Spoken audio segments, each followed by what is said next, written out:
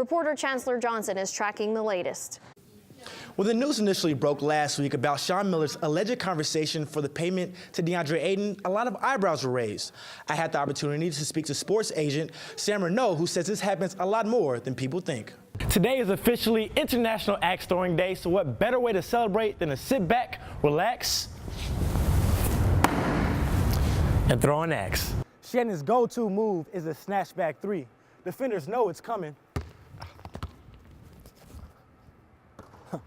and they still can't stop it. For the first time since 2014, the Sun Devils are going dancing, but this time in Dayton, in a city known as the birthplace of aviation. The Sun Devils trio of guards, Trey Holder, Shannon Evans, and Cody Justice, hope what they've accomplished so far will help lead the Sun Devils to new heights. ASU's game versus Syracuse played out like their season did. Plenty of high moments, a boatload of threes, but in the end, a disappointing finish. At the Final Four Fan Fest, we have the Oreo Dunk Challenge. And who knows? You might just meet your next slam dunk champion. Now the old saying goes, speed kills. And that's what makes Remy so hard to guard. Hello everybody, my name is Chancellor Johnson, joined by NCAA legend and NBA Hall of Famer Hakeem Olajuwon. Now look, I've tried it many times. Send the ball on my finger. I'm not very good.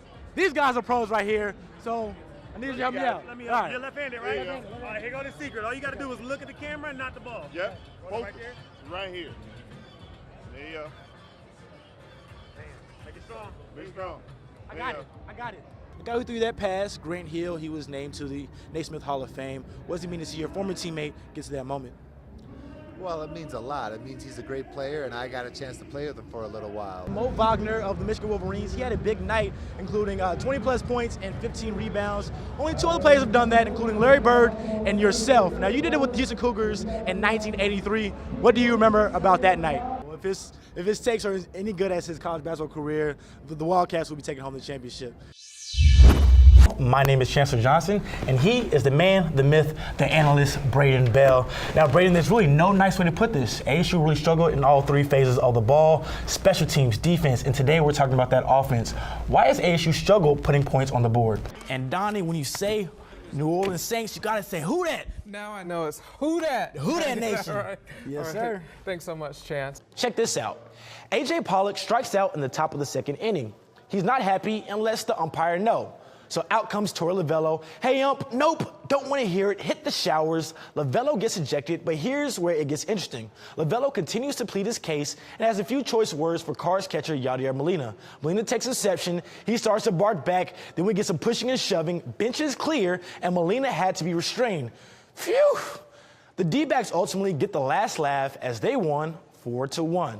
Now from the mound to the court, Suns fans rejoice. Your basketball team is officially the worst in the league. Now from the diamond to the fairway. While Larry Fitzgerald most retirement in the offseason, he's had a lot of time to work on his golf swing. And apparently, he's pretty good. In fact, he's really good. So good that over the weekend, the Cardinals wide receiver made history. The Tigers have closed all practices to fans and media, so the only reports we're getting are from school officials. It's like a state-run TV, so here's what you need to know. Coach O is the best coach in the country, stronger and smarter than anyone. And Darius Geis, yeah, he's better than Leonard Fournette. Okay, maybe not, but in all seriousness, even though no one has laid eyes on the Tigers, we are allowed to talk to players, and one guy they're excited about is senior quarterback Danny Etling. DeMarcus Cousins becomes an unrestricted free agent this summer, so the pressure to produce a winning season with Boogie and AD is tremendous. At 6'5", with a 7-foot wingspan, 15-year-old JD Tasasa doesn't exactly fit the mold of a typical piano player. Every Saturday morning, JD wakes up bright and early to sharpen his skills on the keys at a neighbor's house. Well, it's very impressive to me, especially the 7 a.m. on Saturday, and then knowing that he has a full day after that too. I really appreciate that level of commitment that he shows. JD began playing piano at age 4. It wasn't until he was 11 that he began to pursue what is now his other passion, basketball. It all started at my Boys and Girls Club. It was just an everyday thing, and then I joined the team for the club, and I tried out for the middle school team, and it just developed from there. After that, his play took off. JD made the All-Star team at his youth league, and at age 12, joined the varsity basketball team at Jefferson Preparatory High School. He's a great defender. He can shoot the outside shot. He can dribble. What more do you want? JD is ahead of his time athletically, musically, and academically. Age-wise, he's a freshman, yet he has enough credits to graduate this summer. My mom noticed that I was ahead when I was little. I taught myself how to read and write.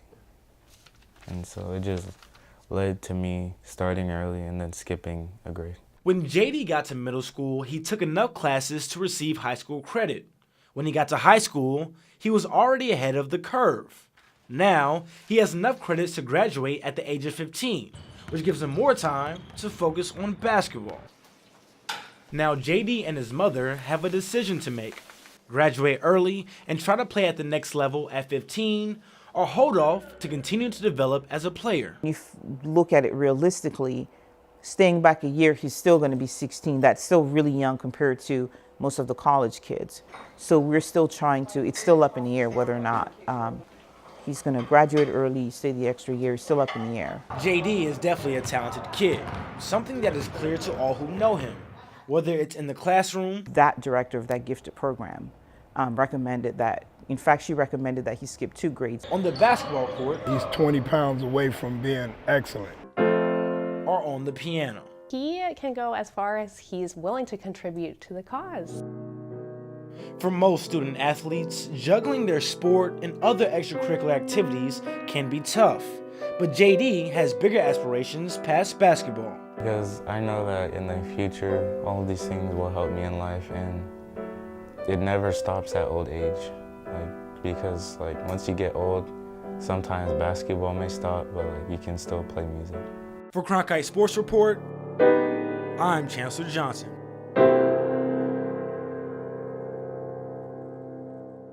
The 2018 NCAA tournament has been nothing short of, well, madness. There are 4 teams remaining, including Kansas, which Arizona State defeated in December as part of a red-hot start to the season.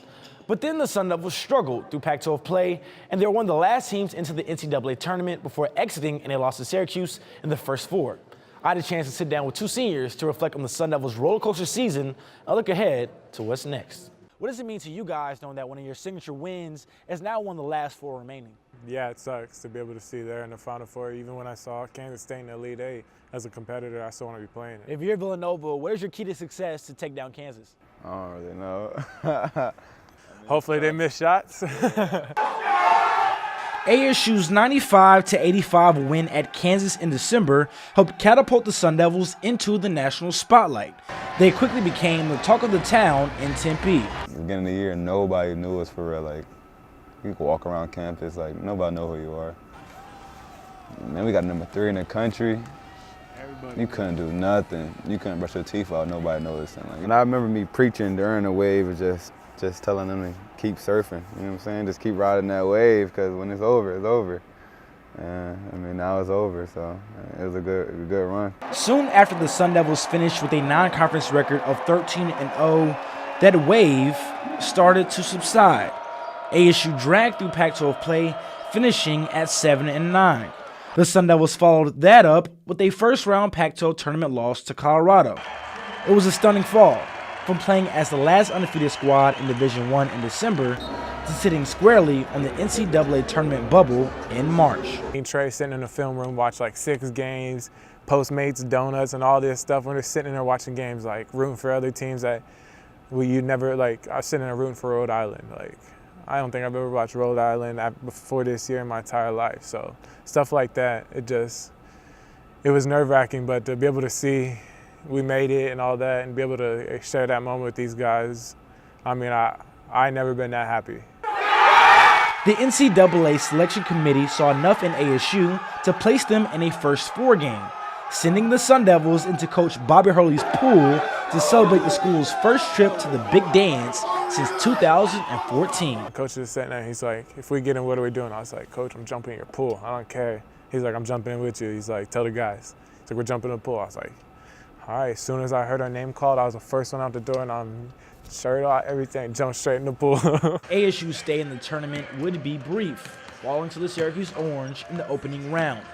It was a wild season for the Sun Devils, but Justice believes their legacy lives on.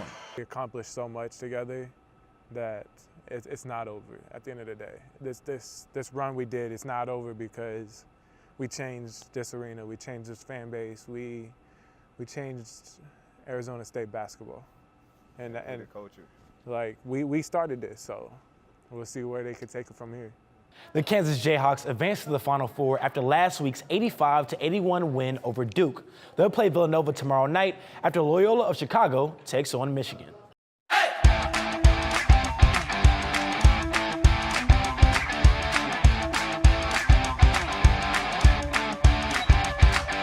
One look at the student section at any ASU event, and he's hard to miss. Some people might say he's skinny. Others might think he's strange. The Associate Athletic Director of ASU describes him as shirtless. Quentin Brown, aka Shirtless Q, is a diehard ASU superfan. It's almost a rarity to spot him with a shirt on, but luckily I managed to get an interview with him wearing one. My whole childhood, ever since I was little, I just didn't like clothes. The shirt is the most appropriate thing to come off.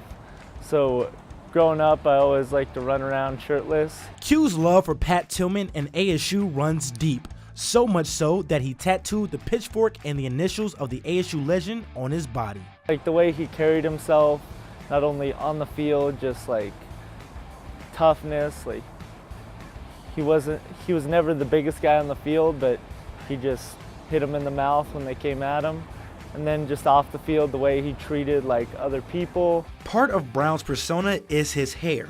It's long, it's curly, and it favors some of wrestling's greatest entertainers. Growing up, a lot of my idols just happened to have long hair, so I decided to grow it out. Like, I grew up a wrestling fan, so I had like Shawn Michaels and the Hardy Boys. So I was always that kind of crazy, and then of course Pat Tillman. Shirtless Q is heavily involved on the ASU campus. In fact, you can usually find him at home games getting rowdy with the 942 crew. Q and other ASU sports fanatics are part of the popular 942 tradition, the Curtain of Distraction. So the Curtain of Distraction is what we do for every free throw in the second half because the opposing team's coming towards us. And so we go out there and try to get their attention, get them to miss the free throws. The Curtain of Distraction can get pretty weird. And of course, Q is front and center. The Curtain of Distraction has had guest appearances from entertainers to rappers to even gold medal winning Olympic athletes. If I would have been in that Michael Phelps skit, that probably wouldn't have been top one, but unfortunately they only wanted one skinny guy in that skit, so I was replaced by Phelps. Last year, Shirtless Q went viral during the Arizona State versus University of Arizona game when he brought out a giant jar of mayonnaise, rubbed it on his chest with a spoon, and ate it. We talked about like what can we eat that's completely disgusting. So when they're like, hey, let's have you with a big old spoon and eat mayo. When Quentin graduates, he hopes people will never forget my passion for for athletics and trying to make ASU athletics like the best like environment that I could. For Cronkite Sports, I'm Chancellor Johnson.